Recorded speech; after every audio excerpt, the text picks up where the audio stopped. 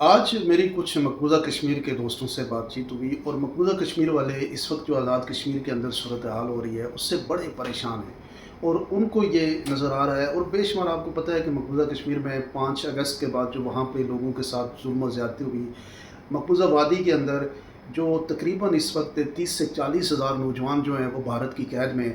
Top کی leadership جو ہے وہ ساری نظر بند ہے، اور وہاں کی کچھ نوجوان جو انٹرنیشنل ہیں، مختلف جگہوں پہ رابطے میں ہوتے ہیں، تو انہوں نے یہ کہا کہ ہمارے دل خون کے آنسو ہوتے ہیں کہ اس وقت آزاد کشمیر کے اندر کیا ہو رہا ہے، اور پھر وہ اس بات کو بھی سمجھتے ہیں کہ اس سارے کیس کے پیچھے جو نظریہ خود مختاری ہے، اس نظریہ خود مختاری والوں نے ہماری جو کشمیر کی کاز ہے، جو کشمیر کے لیے ہماری قربانیاں ہیں، اس کے حوالے سے بھی ہمارے لیے مشکلات پیدا کرتی ہیں۔ اب یہ جو صورتحال انہوں نے پاکستان میں کھڑی کر دی ہے اور پاکستانی فورسز کو اپنے سامنے، کشمیری لوگوں کے سامنے کھڑا کر دیا ہے، یہ چھوٹی سی جوازیت جو ہے وہ ہندوستان کو بھی اب پرووائڈ کرے گی کہ ہندوستان کی فورسز بھی اسی طریقے سے، وہ پہلے ہی کشمیر کے اوپر ظلم و زیادتی کر رہے ہیں اور آئندہ بھی اب ان کو ظلم و زیادتی کرنے سے کوئی روک نہیں سکے گا۔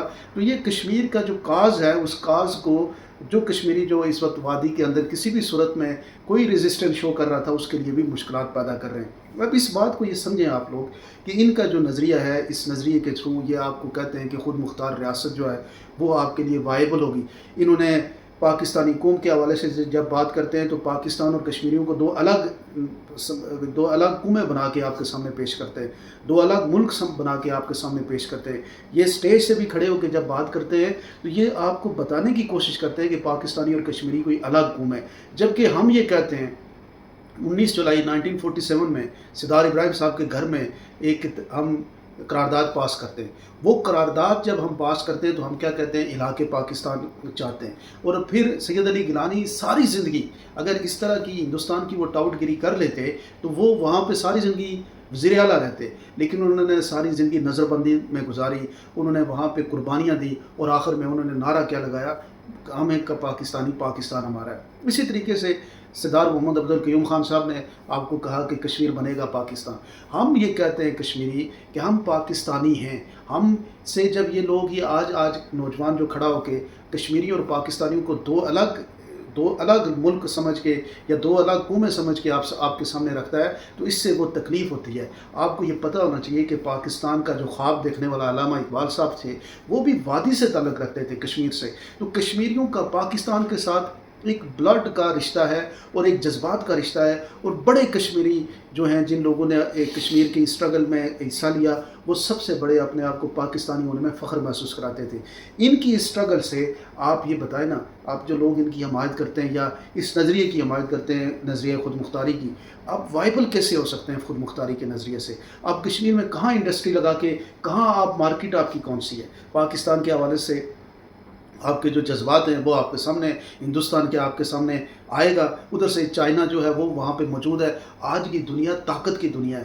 آپ اس بات کو سمجھیں نوجوانوں کہ یہ جس نظریے کے پیچھے، جس سوچ کے پیچھے آپ کو لے کے جا رہے ہیں، یہ وہ لوگ ہیں کہ ایک وقت میں سردار امان اللہ خان صاحب جو ہیں، انہوں نے ایجنٹی کا الزام لگایا کس پہ؟ یاسین ملک پہ، اور یاسین ملک صاحب نے کس پہ لگایا؟ امان اللہ خان پہ۔ یہ آپس میں لڑتے رہے۔ ان کی آپ ہسٹری چیک کر لیں، مقبوضہ کشمیر میں ان کا کیا کردار رہا۔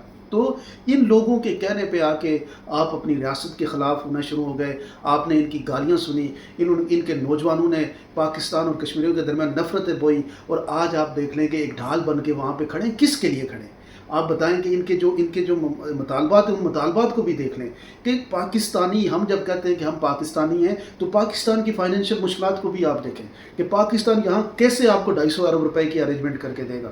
پچھلا جو احتجاج کیا آپ نے، اس کے نتیجے میں 25 سے 30 ارب روپے کی سبسڈی آپ کو ملی۔ آپ کو آٹے کی سبسڈی دی گئی، بجلی کی سبسڈی دی گئی، اور اب جو آپ پروجیکٹ لے کے کھڑے ہیں اتنا بڑا ہیفٹی قسم کا، اس پروجیکٹ کو کمپلیٹ کرنے کے لیے کم از کم 200 سے 250 ارب روپیہ چاہیے، اور آپ پاکستان کی صورتحال دیکھ لیں کہ پاکستان کے پاس اس وقت خود اپنے لیے کتنی مشکلات ہیں۔ تو ان ساری چیزوں کو دیکھ کے ایک تو انہوں نے جو آپ کو جن حقوق کے اوپر نکالا ہے، وہ حقوق بھی جو آپ کہتے ہیں آپ کے حقوق ہیں، کچھ تو ایسی چیزیں ہیں بیوروکریسی پوائنٹ آف ویو سے ہیں، جو بیوروکریسی کو اگر ہم ٹھیک کریں تو وہ بیوروکریسی ٹھیک کر سکتی ہے. جیسے کسی ہاسپٹل میں ڈاکٹر نہیں ہے یا کسی ہاسپٹل میں دوائی نہیں ہے، جو اس کی بجٹڈ دوائی ہے وہ وہاں پہ موجود ہونی چاہیے. یہ چیزیں ٹھیک ہو سکتی ہیں، لیکن ان چیزوں کی بنیاد پہ یہ کاسٹ بنا دینا کہ پاکستان کے خلاف الگ جھنڈے کی بات کرنا، الگ پاسپورٹ کی بات کرنا، پھر پاکستانی اور کشمیریوں کے درمیان ایک بہت بڑی نفرت پیدا کر دینا، یہ بڑی ناقابل عمل بات ہے. ان کے جو آپ لوگ کہتے ہیں نا حقوق کی بات ہے، حقوق کیا ہے آپ بتائیں. جتنے سمجھدار لوگ ہیں، کیا ٹنل 6 مہینے میں بن سکتے ہیں؟ 3 ٹنل. کیا ایکسپریس وے 6 مہینے میں بن سکتی ہے؟ کیا ایئرپورٹ وائبل بھی ہے؟ ایئرپورٹ کو آپ اسٹڈی کریں نا. ایئرپورٹ کہتے ہیں میرپور میں بنائے. میرپور میں اگر ایئرپورٹ بنتا ہے تو کیا دیرکوٹ سے میرپور جانا آسان ہے یا دیرکوٹ سے آپ کو جانا یہاں پہ اسلام آباد جانا آسان ہے؟ مظفر آباد سے میرپور جانا ایئرپورٹ پہ آسان ہے یا مظفر آباد سے دیرکوٹ آنا؟ اچھا جی چلو ہم بنا لیتے ہیں راولہ کوٹ میں، تو میرپور سے راولہ کوٹ جانا آسان ہے. یہ چیزوں کو سمجھے نا آپ. اور پھر میرپور کے اندر جو ہمارے بھائی ہیں ایئرپورٹ جن کو چاہیے، وہاں پہ یہ بتائیں کہ وہ کتنی فلائٹس وہاں پہ چلا سکتے ہیں. کیا یہ فیزیبلٹی ہے کہ میرپور پہ اگر ایئرپورٹ بنایا جائے؟ میرپور سے تقریباً 2-2.5 گھنٹے کی مسافت پہ سیالکوٹ ایئرپورٹ ہے، میرپور سے 2-2.5 گھنٹے کی مسافت پہ آپ کا اسلام آباد ایئرپورٹ ہے. تو یہ کچھ لاجیکل کہنا چاہیے نا. حقوق بھی مانگے وہ لاجیکل ہونے چاہیے. پھر ٹنل کی بات کرنا، اربوں روپے کا پروجیکٹ ہے، وہ ہونا چاہیے. پاکستان آزاد کشمیر حکومت کے پاس اگر پیسے ہیں وہ ٹنل بنا دے. پھر انہوں نے کہا کہ ہمیں جموں کشمیر ایکسپریس وے چاہیے، پیسوں کی ضرورت ہے. انہوں نے کہا کہ ہمیں ایجوکیشن فری چاہیے پورے آزاد کشمیر میں. یونانیمس ایجوکیشن ان کی اچھی بات ہے، فری اگر بجٹ ہے تو کر لیں. اس کے بعد فری ہیلتھ کیئر چاہیے، بجٹ ہے تو کر لیں. پھر انہوں نے کہا جی ہم جو ٹیکس ہم آلریڈی ٹیکس کم دیتے ہیں، انہوں نے کہا جی اور بھی ٹیکس کے اندر چھوٹ ہے، دیکھ لیں کہاں چھوٹ آپ بنا سکتے ہیں. کہنے کا مقصد یہ ہے کہ کوئی ایسے کام نہیں ہے. ان کے جو خطرناک کام ہے وہ کیا ہیں؟ آزاد کشمیر کی اسمبلی کے ممبران کو ڈنگر بولنا. اس کے بعد جس پہ آپ سب لوگ زیادہ اکٹھے ہونا، آپ بتائیں نا، آپ جو نوجوان ہیں جس چیز کو آپ لوگوں نے زیادہ انٹرٹین کیا وہ کیا تھا؟ یہ 52-53 ڈنگر. یہی بات کو آپ کو پسند آئی نا، اسی کے پیچھے آپ لوگ کھڑے ہوئے. یہ سب 53 ڈنگر ہے، یہ کسی کام کے نہیں ہے. یہ کہ جناب امان صاحب کہتے ہیں کہ با چارساں، امان صاحب یہ کہتے ہیں کہ خود مختار ملک چاہیے. امان صاحب یہ کہتے ہیں کہ سسٹم کے اندر گھسے نہیں ہیں، سسٹم کے اندر پھاڑا ہے سسٹم کو. اور پھاڑتے ہوئے جو اشارہ کرتے ہیں وہ آپ لوگوں کو پسند آیا، آپ لوگ ان کے پیچھے کھڑے ہو گئے. آپ لوگوں کو امان صاحب کو مہران صاحب جو ہیں وہ کیا، وہ بڑا زبردست، وہ اپنے سارے پنجابی زبان ہی قسم نہیں ہو جائے جس طریقے نے ادھر بول رہے ہیں کہ جناب انہاں نال ان کوئی گل نہیں ہونی، انہاں نال ان کوئی گل نہیں ہونی، بند مطلب بند، اور انہاں کی جا کے ایک ہی گل کرساں کہ با چاڑساں انہاں اندر. اے تساں گلاں پسند آئی ہیں، تسی تکو نا کہ تساں لوگوں کو پسند کیا آیا، کس بنیاد پر تسی انہوں نے ارد گرد کٹھے ہو. 90% نوجوان جو ہے ہمارے کشمیر کا وہ ان 3 باتوں پہ کہ 53 ڈنگر، با چاڑسیاں اور جناب تساں کی کہ تسی پتر لگی ہو، یعنی اے 3 گلاں تساں کی پسند آئیاں اور تسی ان کے پیچھے کھڑے ہو گئے. اب یہ چیز کیونکہ یہ بدتمیزی تھی اس کے اوپر آپ اٹریکٹ ہو گئے. پھر اس نے کہا با چاڑساں، یہ لفظ آپ نے سنا نا، آپ کے لیڈر نے کہا با چاڑساں، اس کے اوپر بھی آپ کھڑے ہو گئے، آپ نے تالی بجائی، اوہ ہو ہمارا لیڈر اب ان کو با چاڑے گا. یہ میں اس لیے یہ باتیں کر رہا ہوں کہ آپ کو یہ پسند ہے، یہ آپ کی لینگویج ہے، اس لینگویج کے اوپر آپ ان کے پیچھے کھڑے ہوئے. آپ اس کے بعد انہوں نے کیا کہا کہ جناب ان کو گھسیٹ کے، ان 53 ڈنگر کو گھسیٹ کے اسمبلی سے باہر نکالیں گے. شاباش میرے بھائیو، آپ نے اپنے لوگوں کو، یہ آپ کے جو لوگ ایم ایل اے بنتے ہیں، آپ بتاؤ نا ایم ایل اے، یہ جو لوگ جن کے پیچھے آپ کھڑے ہیں نا، میں ادھر شرطیاں لکھ کے دیتا ہوں، ان کو کل اب الیکشن میں کھڑا کریں، آپ ہی لوگ ہوں گے ان کو ووٹ نہیں دیں گے، مجھے پتہ ہے اپنے لوگوں کا.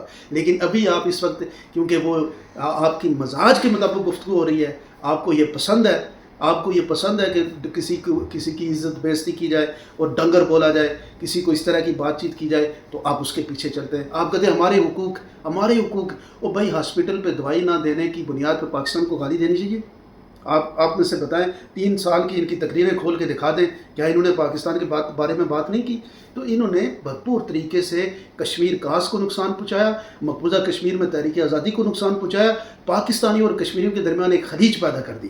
اس تحریک کے نتیجے میں صرف نقصان ہی نقصان ہوا ہے، فائدہ کوئی نہیں ہوا. اور پھر لاشیں گری. آپ بتائیں کہ پہلی دفعہ ان سے مذاکرات ہوئے، ان مذاکرات میں ان کو کہا گیا کہ جناب آپ کا یہ جو مراد اور یہ سیٹوں والا معاملہ ہے اس کے اوپر بات چیت نہیں. انہوں نے آپ لوگوں کو موٹیویٹ کیا، جی کوالا جائیں گے، مظفر آباد جائیں گے، سیٹیں ہم ختم کرا کے آئیں گے. ختم ہوئی؟ نہیں ہوئی. اس وقت بھی آپ کو بتایا تھا کہ نہیں ہوگی. ابھی بھی آپ کو بتاتے ہیں کہ آئین اور قانون کا معاملہ ہے، نہیں ہوگی. آئین اور قانون کا معاملہ جو ہے گن پوائنٹ پہ حل نہیں ہوتا. بھائی آپ جا کے اگر جتھا بنا کے یا آپ ایک احتجاجی قوت بنا کے اس میں جا کے یہ کہہ سکتے ہیں کہ جناب یہ جو آٹے کی قیمت ہے اس کو کم کر لیں، وہ کر دی جا سکتی ہے، بجلی کی قیمت کم کریں، وہ انتظامی معاملہ ہے وہ کم کیا جا سکتا ہے، لیکن اس طرح 30-35 ہزار بندے لے کے جا کے آپ آئین کے اندر تبدیلی نہیں لا سکتے، اس بات کو آپ سمجھیں۔ اور باقی آپ بھی ان کے جو مطالبات ہیں 38 نکات ہیں ان کو پڑھ لیں کہ ان میں سے کتنے وائبل ہیں، ان کے لیے پیسہ کتنا چاہیے۔ اور پھر دوسری بات جو خطرے ناک بات ہے کہ کشمیر کے مسلمانوں کو جو وہاں سے یہاں پہ آئے وہ بھی ریاست جموں و کشمیر کا حصہ ہیں، ان کو ووٹنگ رائٹ سے ڈینائی کرنا، پھر آپ یہ کہنا کہ ہم آزاد ملک نہیں چاہتے، اور یہ کہنا کہ جناب یہ کون ہے آزاد کشمیر کے اندر کون سی جماعت ہے جو موجودہ جو کشمیر کی علاقے پاکستان سے وفاداری کا جو حلف نہیں اٹھاتی۔ ایک ہی جماعت ہے جس کا نام ہے جموں کشمیر لبریشن فرنٹ، اس کا نقطہ کیوں ڈالا گیا اس میں؟ پھر تارکین وطن جو اپنی مرضی سے باہر گئے، وہ وہاں پہ وہ 80% جو لوگ ہیں جنہوں نے جا کے پاکستان کی فوج کو گالیاں دی، آپ کے ہائی کمیشن کے سامنے جا کے کھڑے ہوئے، وہ سب لبریشن فرنٹ کے لوگ ہیں۔ ان لوگوں کو یہ ووٹنگ رائٹ کیوں دینا چاہتے ہیں؟ اور کشمیر بنے گا پاکستان کی حمایت کرنے والوں کو ووٹنگ رائٹ سے کیوں نکالنا چاہتے ہیں؟ اس سب چیزوں کو جب آپ دیکھتے ہیں تو آپ کو یہ سمجھ آتی ہے کہ یہ جو مقصد ہے، یہ مقصد ان کی تحریک کے نتیجے میں مقبوضہ کشمیر کا کشمیری کمزور ہے، ان کی تحریک کے نتیجے میں آزاد کشمیر کا سوجھ بوجھ رکھنے والا کشمیری پریشان ہے، اس تحریک کے نتیجے میں کشمیریوں اور پاکستان کے درمیان نفرت پیدا ہوئی، اس تحریک کے نتیجے میں مقبوضہ کشمیر کے کشمیریوں اور اس پار کے کشمیریوں کے درمیان نفرت پیدا ہوئی۔ اور اتنی نفرت کو صرف آپ اس بنیاد پہ پسند کرتے ہیں کہ 53 ڈنگر ہیں اور 400، اس بنیاد کے اوپر اگر پسند کرتے ہیں تو پھر آپ کو اپنے اوپر تھوڑا سا غور کرنا چاہیے کہ آپ لوگوں کا سیاسی شعور کیا ہے۔ بہت شکریہ۔